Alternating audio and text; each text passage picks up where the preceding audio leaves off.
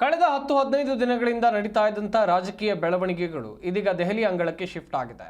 November 6ರ ನಂತರ ರಾಜಕೀಯ ನಾಯಕರು ದೆಹಲಿಗೆ ಪ್ರಯಾಣವನ್ನ ಬೆಳೆಸಲಿದ್ದಾರೆ. ನವೆಂಬರ್ 6ರಂದು ಬಿಹಾರದ ವಿಧಾನಸಭೆ ಚುನಾವಣೆಯ ಮೊದಲ ಹಂತದ ಮತದಾನ ನಡೆಯಲಿದೆ.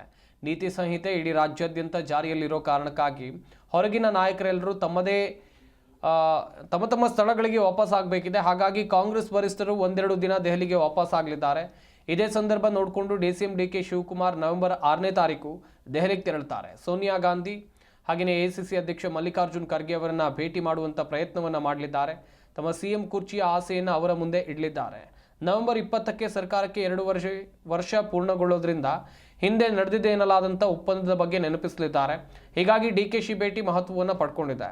ಇನ್ನು ಲೋಕೋಪಯೋಗಿ ಸಚಿವ ಸತೀಶ್ ಜಾರಕಿಹೊಳಿ ಆ್ಯಂಡ್ ಟೀಮ್, ವಾಲ್ಮೀಕಿ ನಾಯಕರ ಟೀಮ್ ಕೂಡ ನವೆಂಬರ್ 6ರ ನಂತರ ದೆಹಲಿಗೆ ತೆರಳುವಂಥ ಸಿದ್ಧತೆಯನ್ನು ನಡೆಸಿದೆ. ಬಿಹಾರ ಚುನಾವಣೆಯಲ್ಲಿ ಬ್ಯುಸಿಯಾಗಿರೋದ್ರಿಂದ ಯಾರು ದೆಹಲಿಗೆ ಬರಬೇಡಿ ಅಂತೇಳಿ ಎಸಿಸಿ ಅಧ್ಯಕ್ಷರು ಸೂಚನೆಯನ್ನು ಕೊಟ್ಟಿದ್ದಾರೆ. ಹೀಗಾಗಿ ದೆಹಲಿಗೆ ತೆರಳಬೇಕಿದ್ದಂಥ ಬೆಳಗಾವಿ ಸಾಹುಕಾರ್ ದೆಹಲಿ ಪ್ರಯಾಣವನ್ನು ಮುಂದೂಡಿದ್ದಾರೆ. ನವೆಂಬರ್ 6ರಂದು ಬಿಹಾರ ವಿಧಾನಸಭೆ ಚುನಾವಣೆಯಿಂದ ಖರ್ಗೆ ರಾಹುಲ್ ದೆಹಲಿಗೆ ವಾಪಸ್ ಆಗಲಿದ್ದು, ಆ ವೇಳೆ ಅವರನ್ನ ಭೇಟಿ ಮಾಡೋ ಯೋಚನೆಯಲ್ಲಿದ್ದಾರೆ. ರಾಜ್ಯದ ಹೆದ್ದಾರಿಗಳಿಗೆ ಸಂಬಂಧಿಸಿದಂತೆ ಕೇಂದ್ರ ಹೆದ್ದಾರಿ ಸಚಿವರಾಗಿರುವಂತಹ ನಿತಿನ್ ಗಡ್ಕರಿ ಅವರನ್ನ ಭೇಟಿ ಮಾಡುವ ನೆಪದಲ್ಲಿ ಸತೀಶ್ ಜಾರಕಿಹೊಳಿ ಟೀಮ್ ವರಿಷ್ಠರನ್ನ ಭೇಟಿ ಮಾಡಲಿದೆ.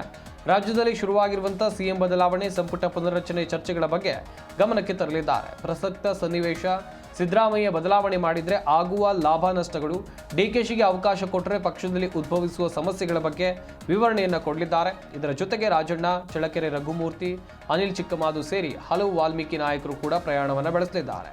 ಸಂಪುಟ ಪುನರ್ರಚನೆ ವೇಳೆ ಸಮುದಾಯದಿಂದ ಇಬ್ಬರಿಗೆ ಅವಕಾಶ ನೀಡುವಂತೆ ಡಿಮ್ಯಾಂಡ್ ಅನ್ನ ಮಾಡಲಿದ್ದಾರೆ ಎನ್ನಲಾಗ್ತಾ ಇದೆ. ಇನ್ನು ನವೆಂಬರ್ 15ರ ಒಳಗೆ ಬಿಹಾರ ಚುನಾವಣೆ ಕಂಪ್ಲೀಟ್ ಆಗಲಿದೆ. ಫಲಿತಾಂಶವು ಹೊರಬೀಳಲಿದೆ.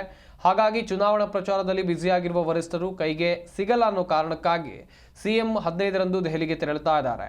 ಈ ವೇಳೆ ರಾಹುಲ್ ಗಾಂಧಿ, ಮಲ್ಲಿಕಾರ್ಜುನ್ ಖರ್ಗೆ ಅವರನ್ನ ಭೇಟಿ ಮಾಡಲಿದ್ದಾರೆ. ಸಂಪುಟ ಪುನರ್ರಚನೆಗೆ ಒಪ್ಪಿಗೆಯನ್ನ ಪಡೆಯಲಿದ್ದಾರೆ ಎನ್ನಲಾಗ್ತಾ ಇದೆ. ಒಮ್ಮೆ ರೀಶಫಲ್ಗೆ ಅನುಮತಿಯನ್ನ ಪಡೆದಿದ್ದೇ ಆದರೆ ಸಿಎಂ ಕುರ್ಚಿ ಕಂಟಕದಿಂದ ಪಾರಾಗಬಹುದು ಅನ್ನೋ ಲೆಕ್ಕಾಚಾರದಲ್ಲಿ ಸಿದ್ದರಾಮಯ್ಯ ಇದ್ದಾರೆ. ಹಾಗಾಗಿ ರೀಶಫಲ್ ಮಾಡೋಕೆ ಸಿಎಂ ತುದಿಗಾಲಿನಲ್ಲಿ ನಿಂತಿದ್ದಾರೆ. ಹೇಗಾದರೂ ಮಾಡಿ ರಾಹುಲ್ ಗಾಂಧಿ ಅವರನ್ನು ಒಪ್ಪಿಸಬೇಕು ಎನ್ನುವಂಥ ನಿರ್ಧಾರಕ್ಕೆ ಬಂದಿದ್ದಾರೆ. ಒಂದು ವೇಳೆ ಪುನರ್ರಚನೆಗೆ ಒಪ್ಪಿಗೆ ದೊರೆತಿದ್ದೇ ಆದರೆ ಸಿಎಂ ಕುರ್ಚಿ ಬದಲಾವಣೆ ವಿಚಾರ ಮತ್ತಷ್ಟು ದಿನ ದೂರ ಸರಿಯಲಿದೆ. ಹೀಗಾಗಿ ಸಿಎಂ ಲೆಕ್ಕಾಚಾರ ಹಾಕಿಕೊಂಡೇ ದೆಹಲಿಗೆ ಮುಖ ಮಾಡ್ತಿದ್ದಾರೆ. ಇನ್ನು ಬಿಹಾರ ಮೊದಲ ಹಂತದ ಬಹಿರಂಗ ಪ್ರಚಾರ ಇವತ್ತಿಗೆ ಅಂತ್ಯ ಆಗಿದೆ. 6ರಂದು ಮತದಾನ ನಡೆಯಲಿದೆ.